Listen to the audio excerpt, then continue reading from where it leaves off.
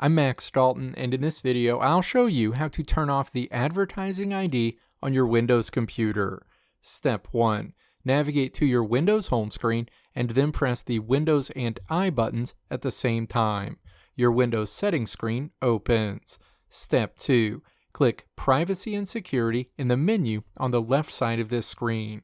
Associated options are shown on the right side of the screen. Step 3. Navigate to the Windows Permissions section and then click General. Step 4. Click to toggle off Let Apps Show Me Personalized Ads by using my advertising ID. Going forward, you'll still see the same volume of ads, but you'll no longer see personalized ads on your Windows computer. Let me know if this video helped you out in the comments below. If you liked what you saw here, click the video links on the right side of the screen to check out another video.